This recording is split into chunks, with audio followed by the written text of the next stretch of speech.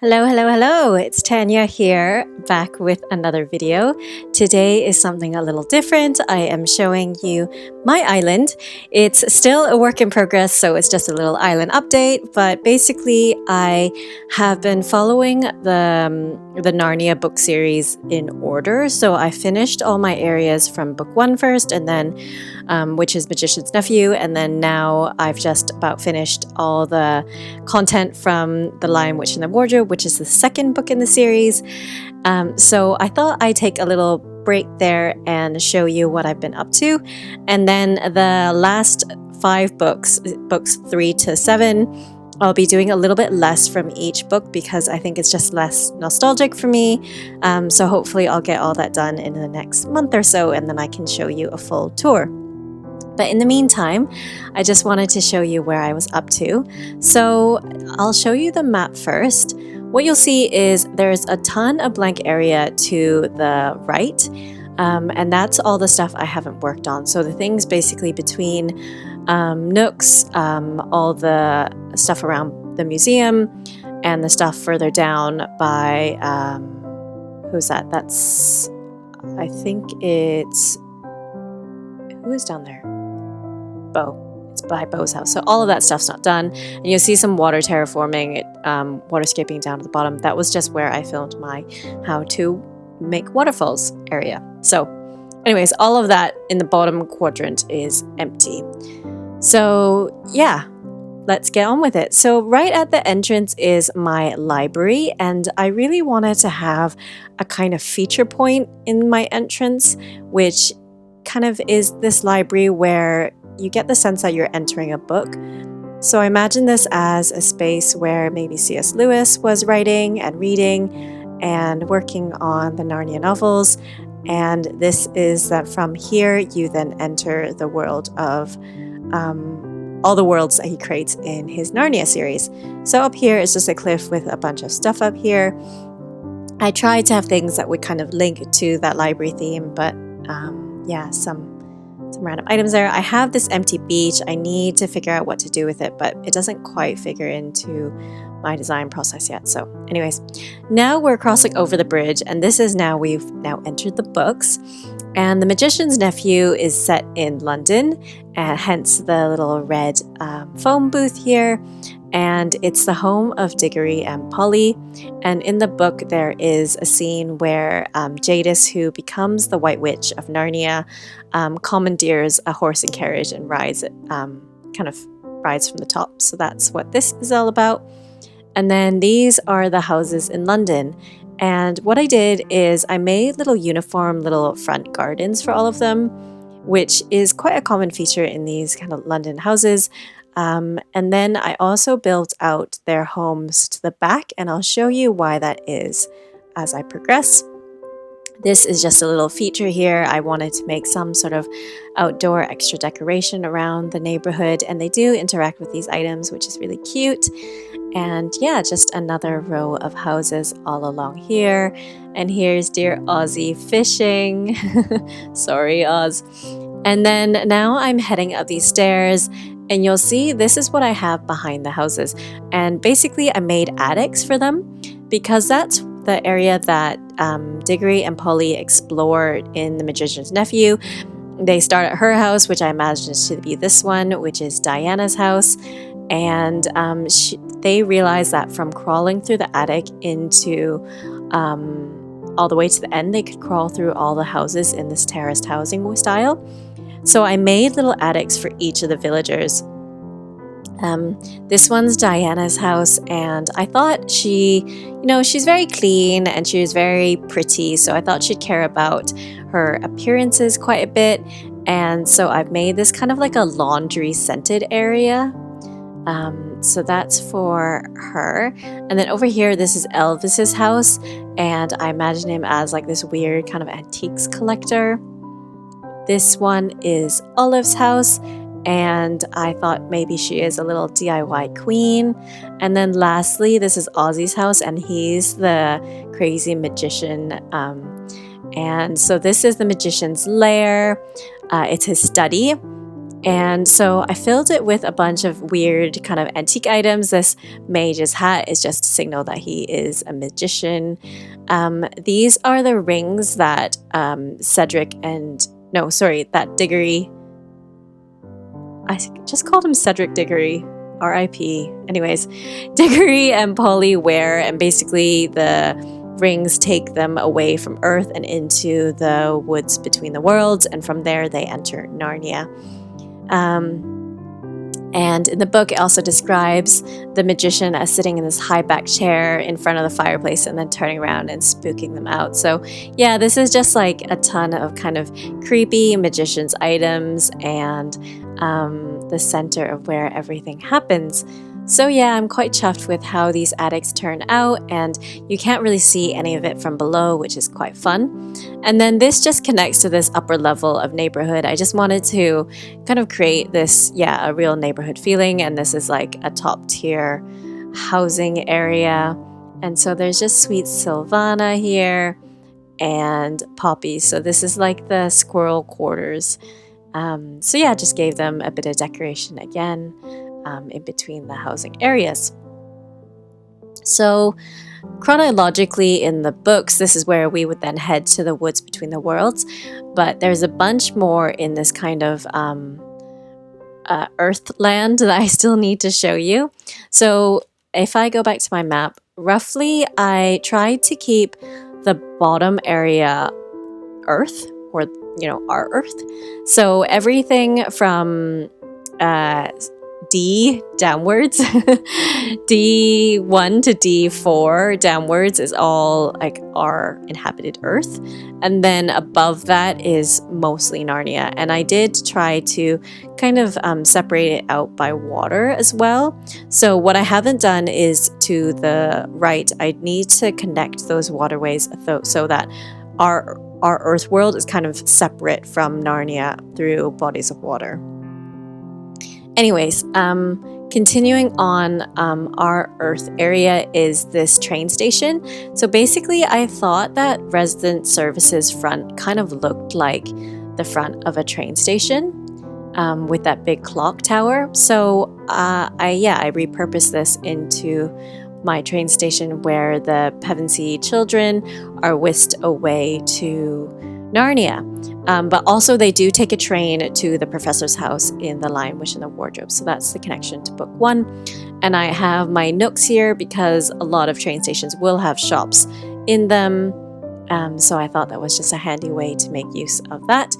And the rest of this train station, there is a little ticket booth here. And so I've got my Nook tickets here and a bunch of like scattered papers and kind of official bureaucratic looking things, and those little throwback containers down there as my trains.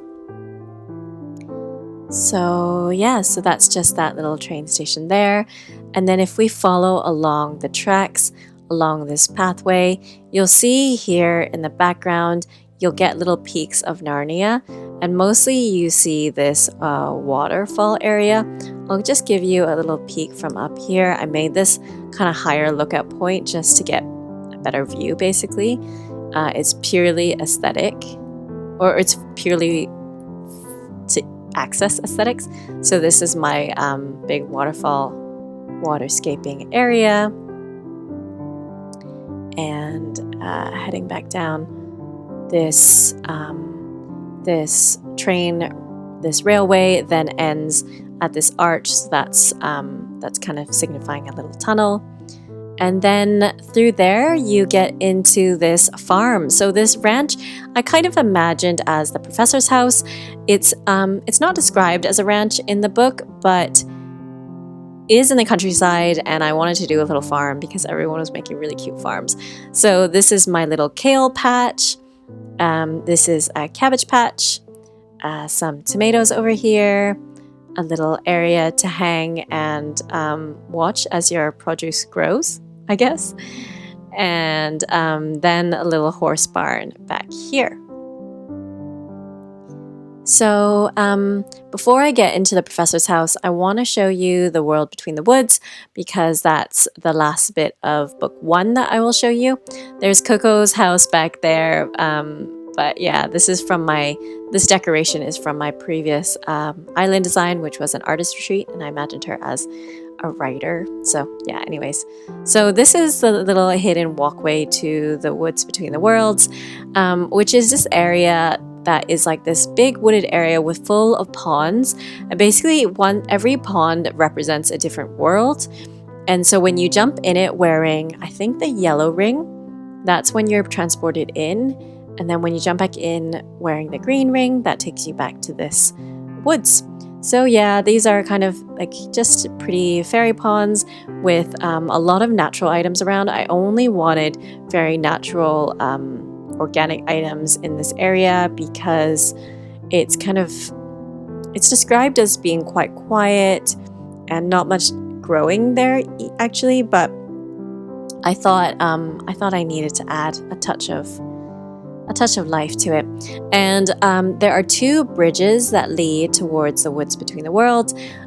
There's that one there, and then the one we traveled across originally, and that's just to, yeah, it was another part of my signaling that this is a separate land. So they actually are transported into this area by the rings, but in my imagination you could travel across these bodies of water and then enter the woods. And here's Coco just like hanging out. What a sweetheart. Right, and then now we're in book 2, which is Lion, Witch, and the Wardrobe, which is the most famous, the most well-known C.S. Lewis book. Actually, a lot of people think that there's just the Lion, Witch, and the Wardrobe. So yeah, it was really iconic, and I just really wanted to do this justice. So I've got a couple rooms in here, not much done, to be honest, but I just wanted to create some sense of the book in the house. So this is the main entrance, and the professor is described as having a house full of these like curiosities. It's kind of like a museum space actually, and he has visitors that come and see all his artifacts. And the way it's described is it's kind of like he becomes a bit of an adventurer after his experiences. So he's actually Diggory. So he's Diggory when he grows up, and so he's been to Narnia, and the Pevensey children, I think part of why they get into Narnia is because of him and their connections to him, really. It is, because I'll show you why in a second. So this is just like this very full, kind of busy study, living room, entrance area full of weird curiosities, loads of paintings. I have a lion, a Leo sculpture at the top because that is obviously Aslan. And yeah, so that's just all of that. The only other rooms I made this is one of them. And this is the room that I envisioned the Pevensey children staying in. So there's 4 little beds for each of them, one for each of them. I have a little a snowy train set here, which is a bit of a nod to Narnia, as well as that snowy painting in the background. And then up front here, there are some nods to future books. So The Voyage of the Dawn Treader, or Treader. And so this ship in a bottle, as well as that painting by Turner, the glowing painting with the ship, are nods to how they get transported into Narnia via the painting. So yeah, I'll be doing some builds according to that book / movie later on, but yeah, just for now, those are my only nods to those areas. So yeah, just a simple little room.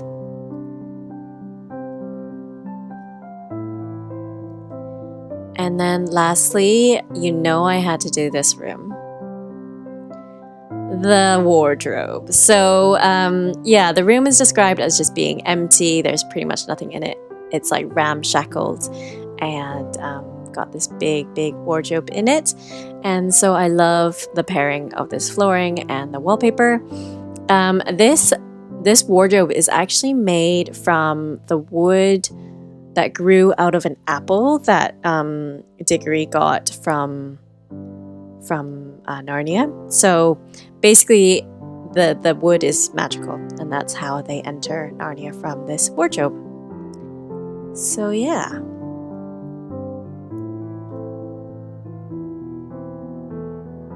All right, so we're now back outside, and oh, and this is a bit of the farm I didn't show you. These are my little farm animals. I think they're really cute.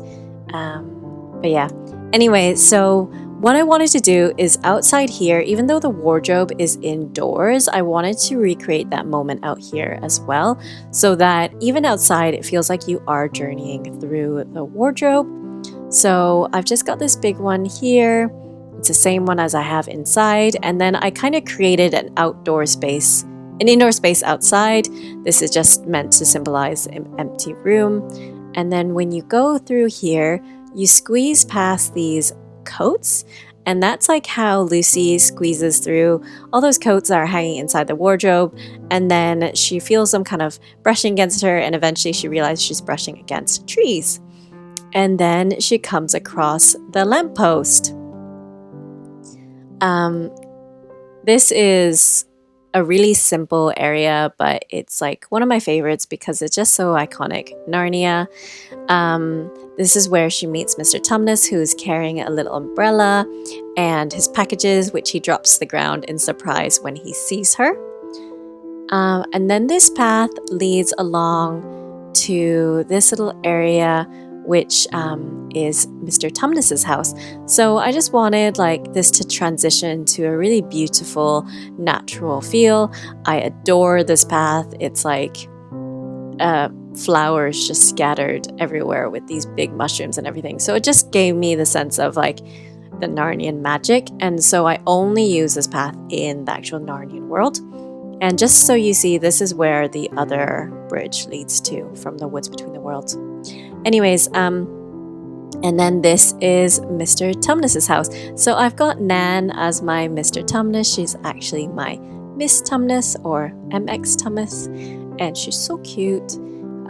So yeah, so this is her home. And basically, like in the book, Lucy has a little meal with Mr. Tumnus, and then he plays a flute, which puts her to sleep. And like he almost then brings her to the White Witch, but he doesn't, because he has a change of heart and a conscience. Anyways, in the book, it describes like her seeing all sorts of bookshelves full with really cool books, like about dryads and nymphs and fauns and stuff like that. It also talks about a picture of an older faun above the fireplace. So that's why I have that QR code up there, which is meant to be of a faun. And yeah, just like a cozy little space for Mr. Tumnus. And then that leads over to this area, which is the home of the beavers. So basically, when the Pevensey children try to come through again, or they mistakenly come through again, they find that Mr. Tumnus's house has been ransacked, and the beaver finds them and takes them to his home with Mrs. Beaver. And this is Mrs. Beaver's area. She's described as having her little sewing machine. So yes, and I just created their little house back there with those simple panels and the clay furnace. And they have a lovely meal with the beavers. So that's just that little dining table set here. And over here is my attempt at a beaver dam. So I've got these funny tanukis here, the raccoon standees, and these hay beds, kind of trying to make the feel of a beaver dam. And it's like a funny little build. I think, I don't know how entirely successful it is, but it tickles my fancy. So yeah, I think it's fun. And I'll just take you down here because I've got a lookout point along here, which just gives you a better view of the Beaver Dam.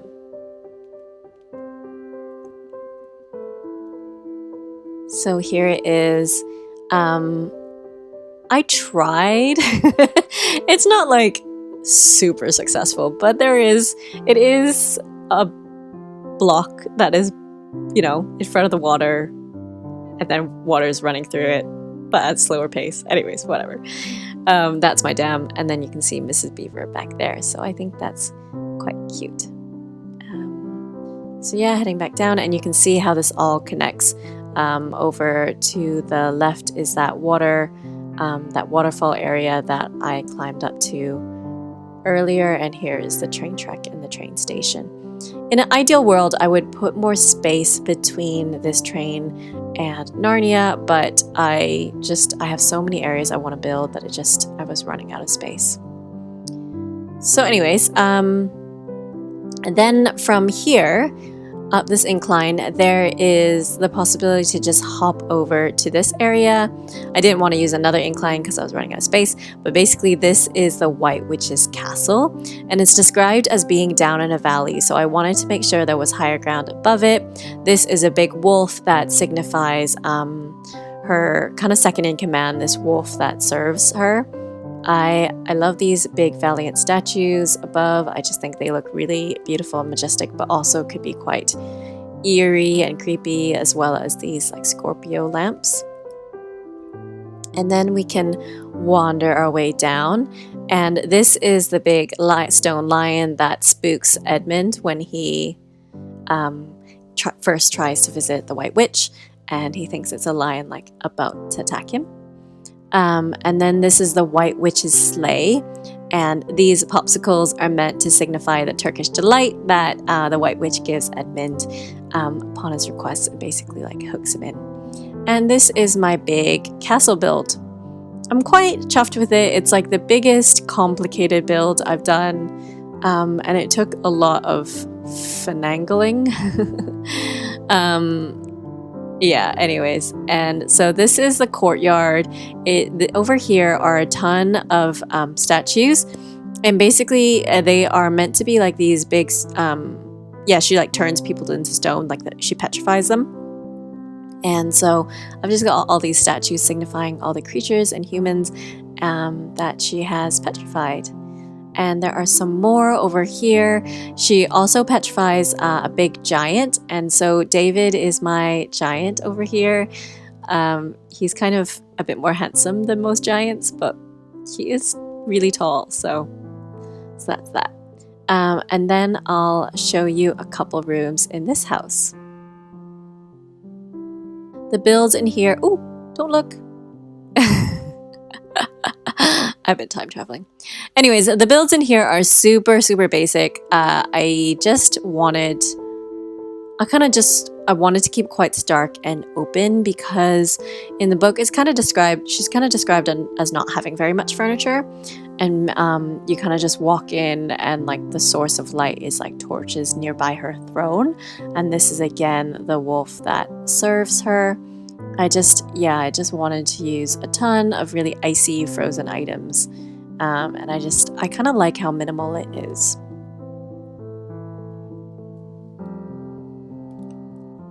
This is like the most basic room. There's wallpaper and a bed, but yeah, I thought this wallpaper was really cool, and I had nowhere else to put this frozen bed, so I just thought maybe this is how she sleeps. But yeah, anyways.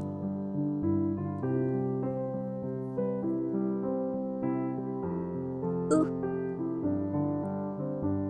Haha. And then over here, in the book, it's just described as like finding Mr. Tumnus like frozen or petrified in one area. So I kind of ran with the idea and created like almost a little prison with a bunch of statues and like petrified people. Anyways, I was kind of stretching it with this one. And that's her castle.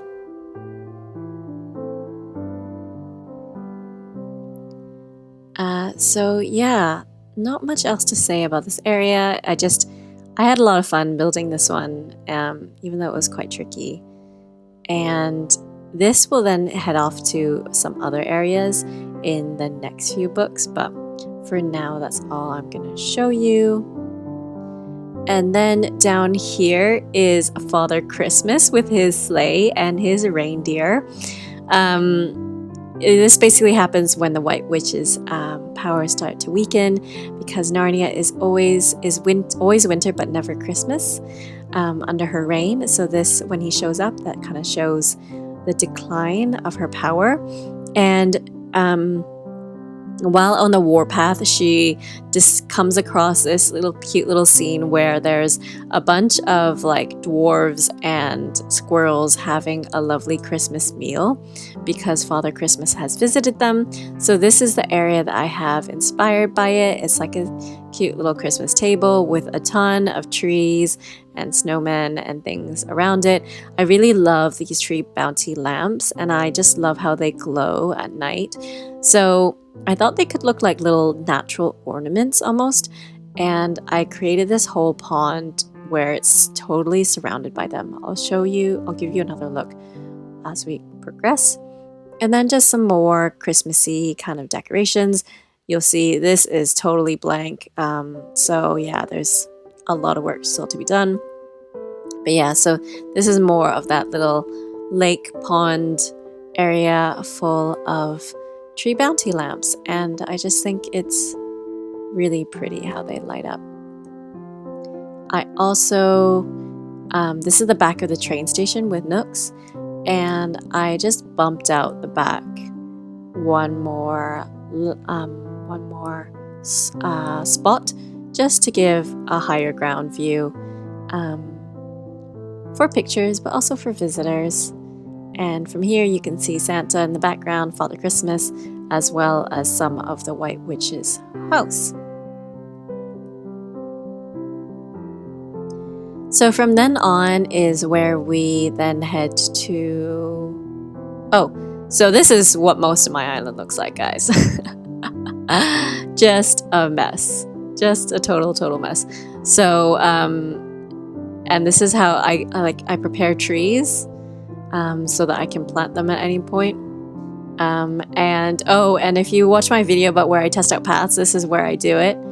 I haven't erased it yet, in case I go crazy and decide to do another one of those videos.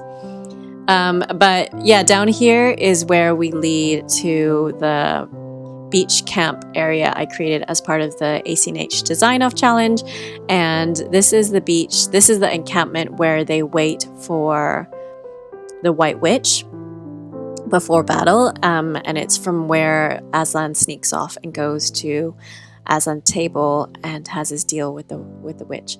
So back here I just have a little horses stable. I've got a little soldier here next to Aslan.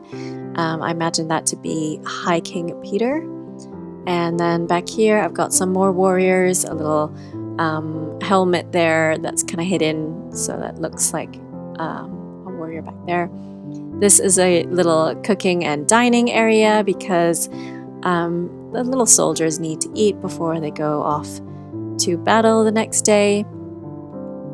And I have all these really small little soldier people. So a gnome / dwarf, a little ancient statue there, and a nutcracker. And I just thought it's cute if they're like the fighters for Narnia.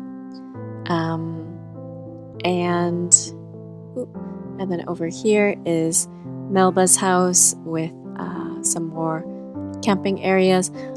She's not going to stay here. I'm actually going to turn her into the Marsh Wiggle, which is in book 6, the Silver Chair, if any of you read it. So that's one of the next few builds I'm going to do.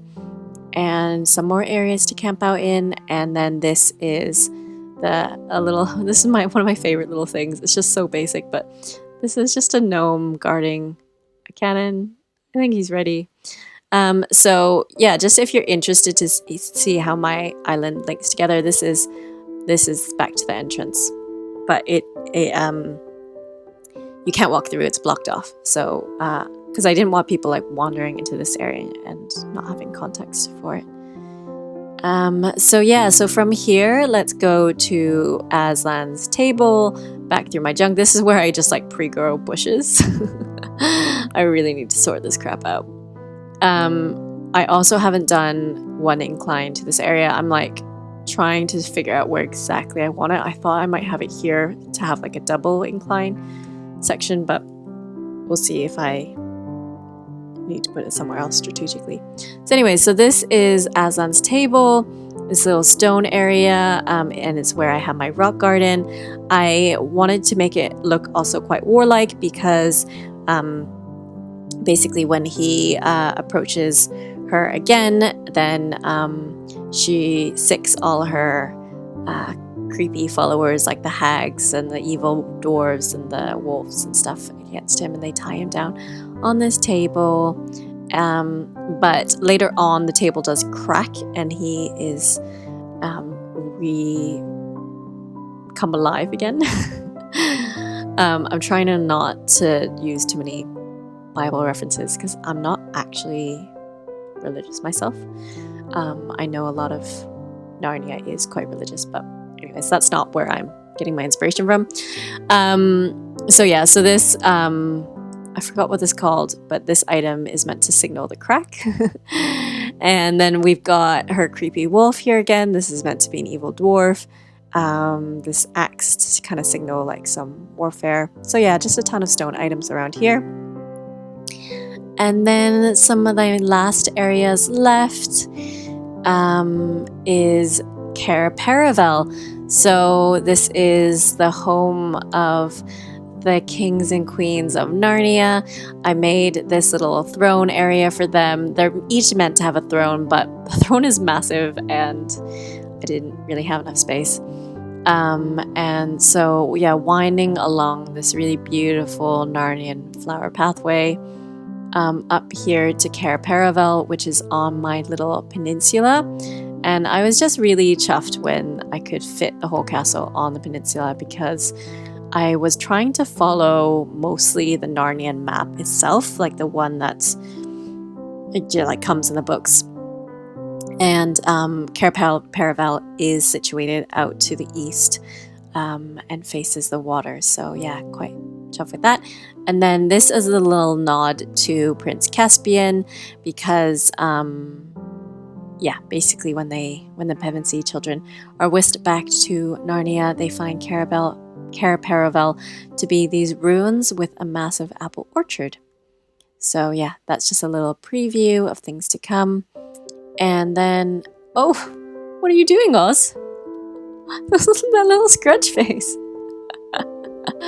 Anyways, and then the book ends with like all the kind of Narnian subjects or Narnian folk wishing the kings and queens of Narnia goodwill, and the mermaids actually come out to sing to them. So I wanted to just use some of the mermaid furniture and create like a mermaid inspired area with tons of seashells and items around. Yeah, just to catch a little bit. And then finally, it properly ends when they go on a hunt, when they're all like grown up, and they spot the white stag or something is spotted near this area, which is by the lamppost. And then they stumble back through the wardrobe and find themselves back in our Earth, and very upset to find that they're children again.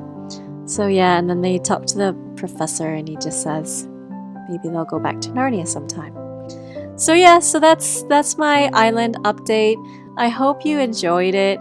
I hope you like to see my progress, and I can't wait to finish the whole build and actually show you everything I've done. Just 5 books to get through, guys. But as you see, like less land area actually. Oh, and actually to the top right is where I've started building some stuff, but it's not ready to be shown yet, so I've just kept that secret. So anyways, I hope you liked this. If you did, please give this video a thumbs up and comment down below which area you're into, and subscribe to keep up with my videos and see my actual tour when it comes out. Have a great day, guys. Bye.